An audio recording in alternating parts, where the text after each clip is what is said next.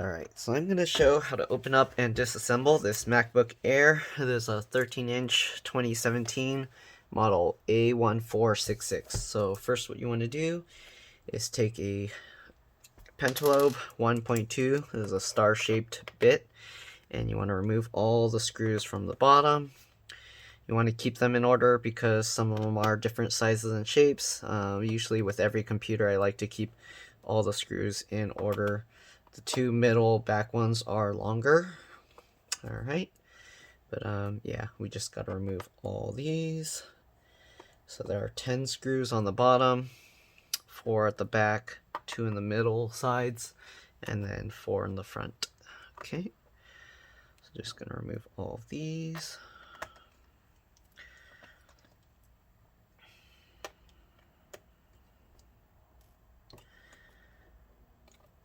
Okay, just like this.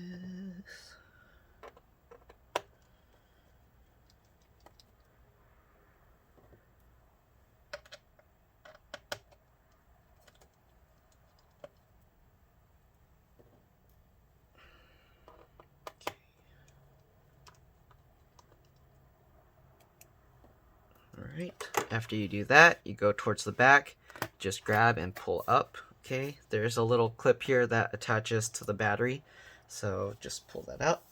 Okay, set that aside. Alright, then you want to remove the battery. Well, the other thing I forgot to mention is you want to make sure that the Mac is shut down completely. Make sure it's off. Okay, then you want to switch to a T5.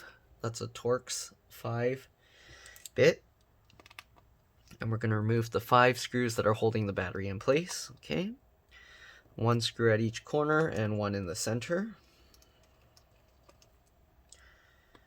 Alright, just like that. So we are just going to be replacing the screen on this model, though I guess to do that you'll see also how to replace the battery.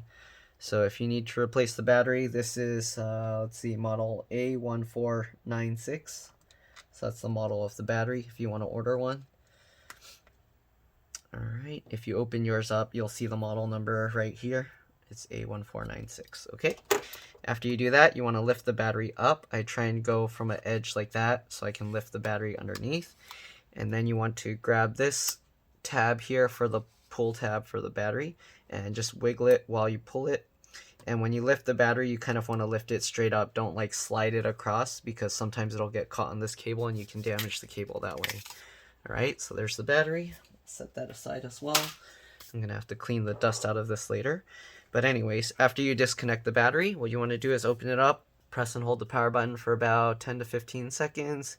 This will drain any power. It's very important when you're replacing these screens on any computer that you press and hold the power button to drain the power from the board. Otherwise, you can fry something. Okay?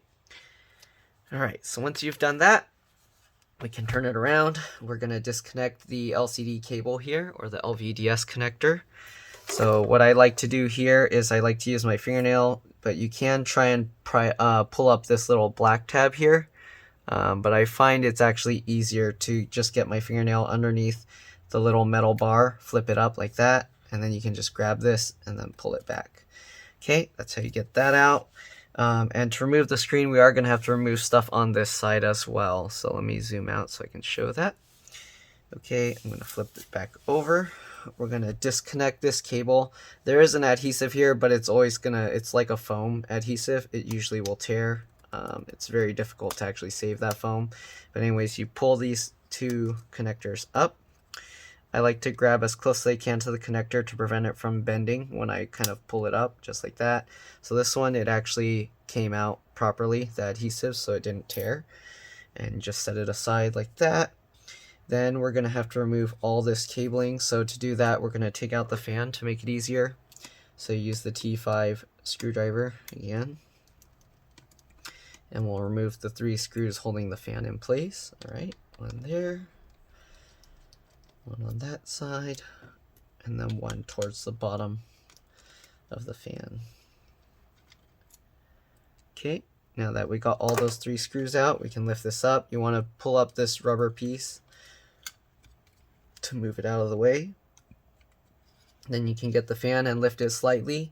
We do have to disconnect the connector there. Let me zoom in so you can see that a little bit better. So let's see here, here we go. So it has a little flip tab, so you need to flip that little tab up, or that latch, and then I go underneath so that way I can grab the wire of the fan. I can pinch it against the fan and then I can pull it out. So this is what I mean. The connector's here, I'm pinching that and then pulling it back. Okay, so that's how we do that. Then we got to remove the one screw here. Okay, it's also a T5. So most of the screws in here that we're removing are T5, and then the hinge screws are T8s. So remove that. Okay, set it aside. So we're going to have to flip this up and remove it as well. This is the microphone connector. So get this little tab out of the way, and then flip up the latch just like with the fan. All right, once it's vertical like that, you can actually grab the connector and then pull it out just like that. Okay, then you got the speaker connector here. So to remove that, we just go underneath the cable. Okay, I go as close as I can to the connector, and then I just pry it up with my fingernail. But you can use like a pry tool, or you can use like a little needle or something to go underneath. There's like a little, you probably can't see it, but there's a little notch that goes in the middle of that connector, so you can actually get a needle under there and then pop it up. But I just use my fingernail as close as I can to the connector and then pop it up that way. Okay, so now we need to get this board out. So grab this connector here, okay, and then you just wiggle this as you pull it, just like this. Okay, grab as close to the connector as you can. You don't want to try and do it from back here, or you can break the wires. Okay, there we go. So once you got that, you can actually lift the board up. We don't have to take the whole board out, so technically you can leave the microphone and the speaker in. I just took them out to give myself a little more room. All right, then you can grab this cable, same thing, pinch close to the connector as possible. Okay, and then you just kind of wiggle it as you pull it. Okay, just like this, and there we go. So we got the Eyesight camera cable out. So route that out so it tucks underneath this board. You just want to pull it out and then get it out from that little notch there. Okay, then we also have to remove the wireless antennas. So to do that, let's flip this over, make it easier for me. So you got the wireless antennas. Let me see, where am I going here? Oh, that's going to make it hard for you to see. Let me zoom back out a little bit. Okay, so you got the wireless antennas here, but anyways, you just go underneath where the tail is, and then you just pull it up close to the connector. Okay, just like that. Same thing with the other one, just pull it up from the tail. Okay, then you get these connectors back, and then we just got to unroute them all from behind these little notches back there. Okay, so just pull all of that out. Come on, it's caught on one. There we go. So it is going to get caught on the rubber piece here, so you kind of want to hold the rubber piece so it doesn't move around. Okay, just like that, and then pull that out. All right, so now we got all the cables out. I do have videos showing how to remove the whole logic board and everything and the SSD, so if you want, you can look for my other A1466 disassembly videos, but this one's just focusing on the screen. Okay, so after you do that, what I like to do, let me zoom out some more. What I like to do is open the screen, so all the way, and then you hang the screen off the edge of your desk. I just use my legs to hold the screen so it doesn't fall over. Right, and now we're going to switch to the T8 bit. All right, and then there's 3 holding this hinge in place, 3 holding the other hinge in place. So just remove the 6 screws. Okay. Usually on the hinge screws, I like to add red thread locker after I finish when I put them back. So I'll show you in a bit. But just remove these 6 screws, and that's the end of the screen removal process. Then you just got to do everything in reverse to put it back. Okay, so we're going to remove 3 on this side as well.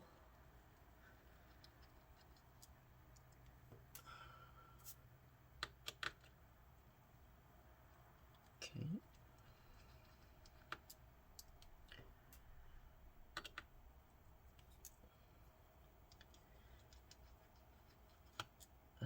so now we got those 6 screws out. You can let the screen fall slightly, and then after you let it fall slightly, you can lift it out. Okay, just like that. Alright, so now we need to get the replacement screen. So here we go. If your replacement screen hinges are folded inwards, you can use the T8 screwdriver just to put that in the hinge, and then you can rotate the hinge that way, okay? So that's how I do it. Alright, so we're going to put the new screen in place. So just put it like this, drop it back down. Okay, what I like to do is I like to put the screws in loosely first, well, semi-loose, just like very lightly finger tight to where it stops turning. That way you can close the screen. Okay, so just get the screw in just like that. Right. And I like to get all the screws in just to make sure it's all lined up. Again, we're just putting them in loosely. You don't want to like twist to tighten it. Technically, you could just do this with 1 or 2 of the screws. You don't have to put all 6 in, but you might as well. Okay. Grab that screw.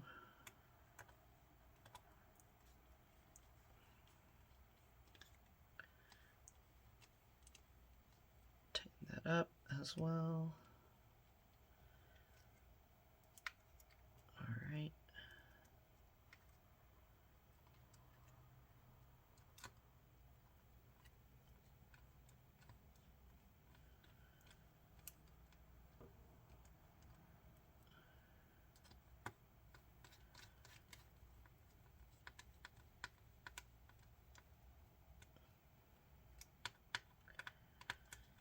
Okay, so once you get all 6 screws in loosely, then what you want to do is close the screen like this. Let me zoom in again.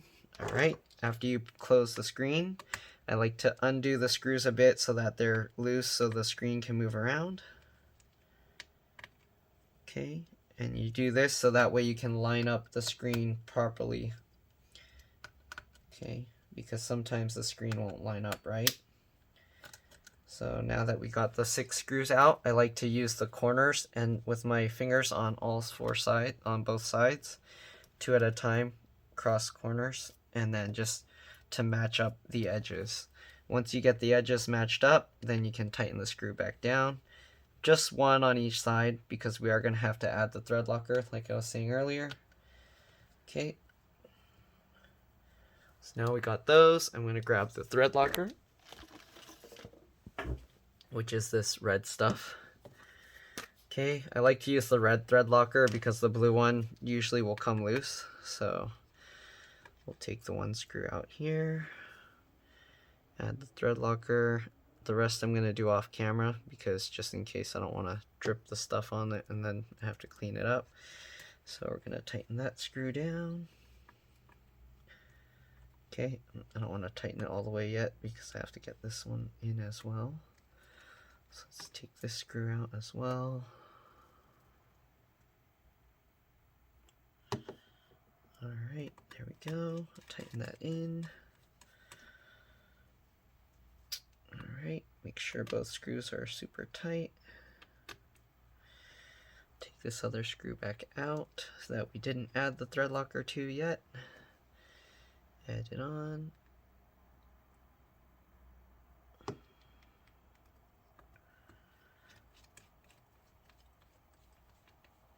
Okay, so now we got all that side done. Now we're going to do this side. Same thing.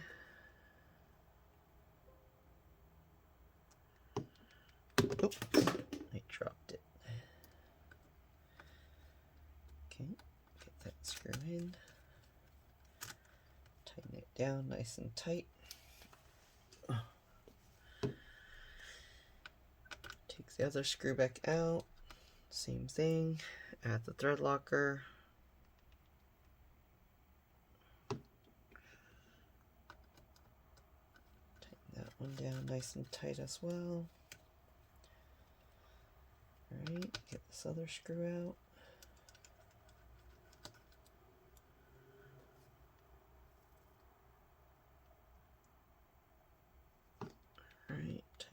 down as well. Alright, there we go. Now we got all those screws in. We want to plug everything back in. So, the screen cable, the way you want it is you want the gold pins facing up. So, I don't think you can see that in the camera, but anyways, the gold pins will face up. You want the latch on top, of course. Right? So just pull it back, make sure to get it lined up, and then slide that in place. Just like that. Pull that in. Make sure it's nice and snug, and then put the latch back down. Alright, then we got these other cables. So let's get the Eyesight camera cable in first. So, oops, sorry. So we'll get the camera cable in first. It goes across, and then it goes into that notch there. So you want to tuck it into that notch. And then you push the excess slack underneath. Okay. Again, you want the gold pins facing up. Then you just plug that into the connector on the board. And then it helps to use the screwdriver. And what you do is you rock the corners in, so one at a time, just like this, slowly, until it's flush. Alright. Be careful with the pins on the side of these connectors. You don't want to damage those. Alright. Then you can push this cable down to get it in place. Same thing with this cable. You can plug it back in. Alright, we can actually plug in all these connectors back. So the microphone, plug that back. Again, if you are doing this, you didn't have to actually remove the microphone and the speaker thing. I'm just used to taking everything out, and it kind of gives you a little more slack, but yeah, you don't have to. Alright, so push that microphone or the speaker connector back down.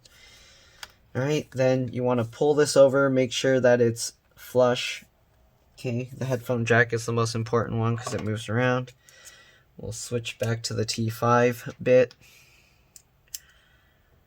And we'll put the first screw in. This screw is to hold down this audio board. It's also the charge port board. Okay. Alright, there we go. So we got that in place. Now we can put the fan back in. Make sure that the notch or the latch is still up. Okay, get that lined up.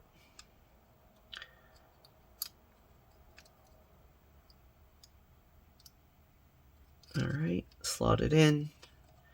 There we go. And then put the latch down. Get the fan back in place. It does need to go underneath those connectors, so make sure it goes underneath the connectors, not on top. And then make sure the rubber piece goes on top. Sorry, I know my hands are all in the way, but you get the point. Get the screw. When I put the screws back, I loosely screw them in first, so that way I can move the fan around as I need to. Alright. Again, I'm just putting them in loosely right now. So that way, as you can see, the fan actually can still move around. And then I push the back of the fan against the heatsink up here. And while I'm holding that in place, then I tighten down the screws. Alright. Tighten all three. There we go. So we got most of it set up. Grab this cable and put this back on.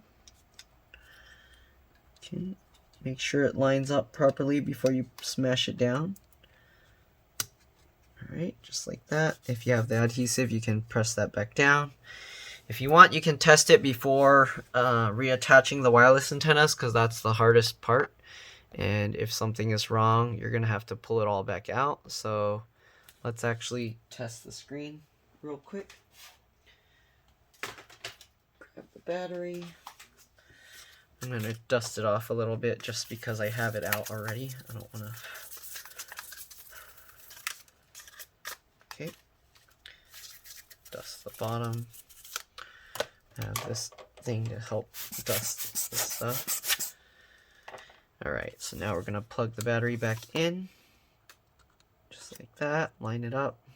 And then pull the battery in. before you plug in the battery, make sure you have the LCD connector plugged in. Either that or make sure that you drain the power again if you did that and you forgot. Okay, it's very important. Alright, so now we're going to see if it powers up. I don't know if they had any battery life left, but let's see. Probably not. So I'm going to have to plug this in. Let's see, do I have my adapter on there or is it using the old one? Okay, sorry, my computers are smashing it, so come here, charge port. Here we go. Alright. So now we're going to plug this in and hopefully, oh, I need the adapter. This is MagSafe 2, not MagSafe 1. Alright, the computer's starting itself up. I'm going to do a PRAM and SMC reset if it boots up. Oh, battery's too low. So I have to let the battery charge, but I do see the screens working. So I am going to put the wireless antennas back in place. Well, I'm going to leave that while it's charging. Let's put in the rest of the screws. So now I'm doing it upside down. So this is actually the bottom screw. Okay, here.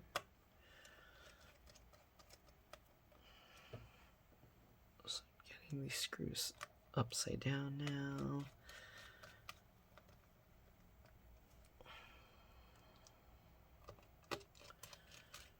Alright, just like that. To put the antennas back, you do need to use some like little tools to help with it. Some people just don't put the antennas back, but I mean, I don't like leaving stuff out like that.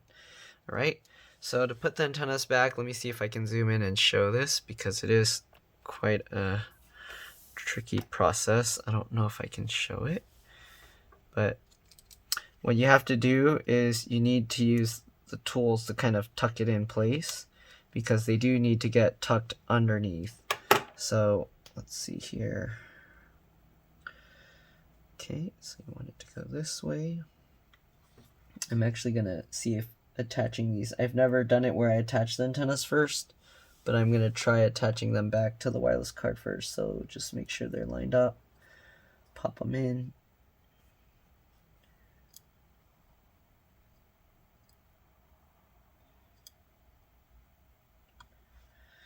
Alright, yeah, I've never done it with the wireless antennas connected first, so let's see if that makes it impossible, or I figured it would make it easier to make sure I'm lining it up right, so, okay. Yeah, that might make it more difficult, but we'll see. So you gotta push these wires back in so they go back into their notches, and then the tricky part is getting it to go all around these little wire routing, cable routing management, I don't know. Alright, so you have to use like the little screwdriver and help guide it over there. Right, push it over that screw mount. And then I like to use a larger bit to push it because the smaller ones can actually damage the wires, so.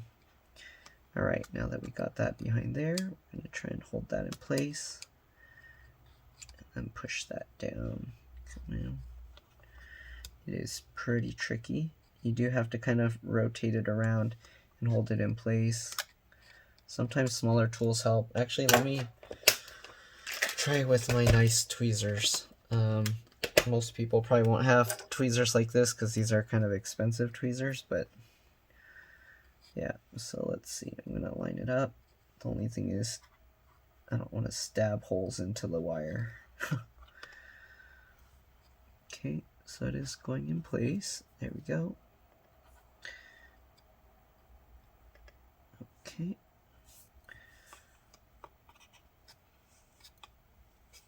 There we go. Line this up.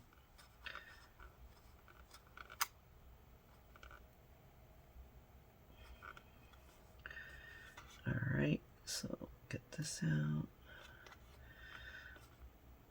Line that up.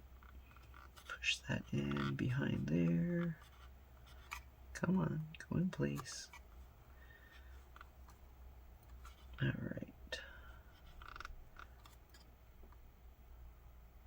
Yeah, so as you can see, this is the hardest part. Let me try using this to shove it in place. Here we go.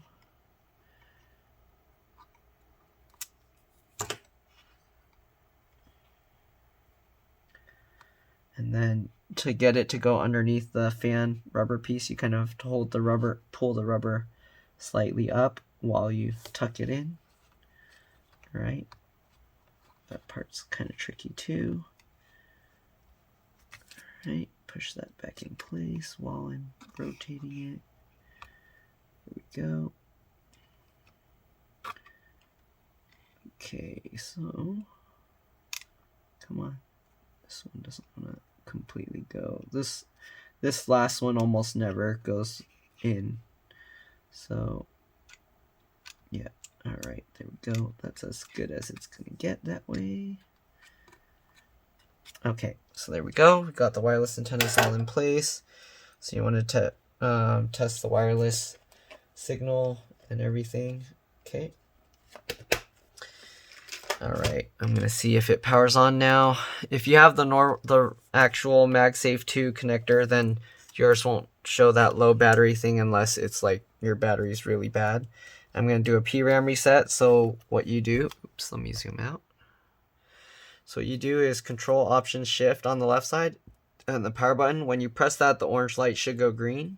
Okay, so it went green, and then it should go back to orange if the battery's below, I think, 90%. All right, now we're going to do a Pram reset, so power it on. Command Option P and R. After the first chime, it should flicker the screen, and then it should do a second chime. Come on. There we go. So now we know it's working. I'm going to actually peel this protective film off. All right, and then it should boot up. So let's see. Probably should have held the Option key, because now it's going to boot to the user accounts. But it looks good. The thing's only at 6%, but it looks good. So here we go. All right, I'm going to put these screwdriver bits away. We're done with the T5. We're done with the T8. So the only thing left is to put back the screws on the bottom. And we should be good to go. It's booting into guest mode right now. That's what I'm loading. That's why it's taking so long. All right. But that's pretty much it. So put the bottom cover back on. Do need to clean the fan a little bit first, so I'm going to do that real quick off to the side. I'm going to clean the bottom cover while it's booting into that guest account mode.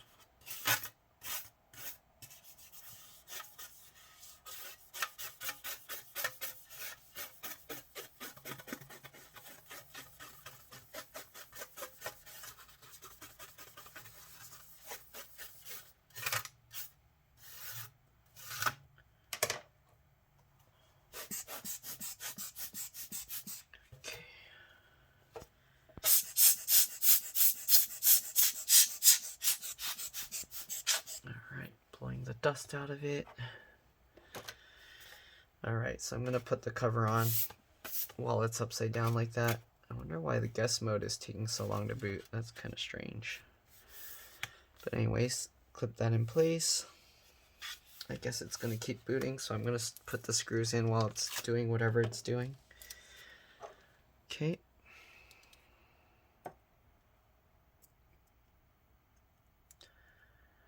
Alright. Some guy got mad at me for using a metal tool to open the computer, said that I'm going to short something out. And I'm kind of wondering, does anyone have plastic screwdrivers? So, I don't know. But, yeah. So, I mean, I understand certain tools, when you pry stuff up, you don't want to use metal, if they have, especially if they have power to them. Like the screen cable, you don't want to use a metal tool to pop those up. But I mean, as far as prying a computer open, usually you're not gonna short anything out from that, unless you push the tool all the way into the board, then yeah, I mean, you're probably going to damage your computer even with plastic tools if you do that. So, just putting the screws back in. I don't know why it's not booting the guest account. It's just sitting on the Apple logo forever. So I might have to just reset it and then start it back up. But we'll see.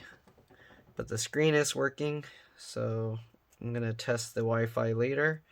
But that's pretty much all there is to swapping out the screen.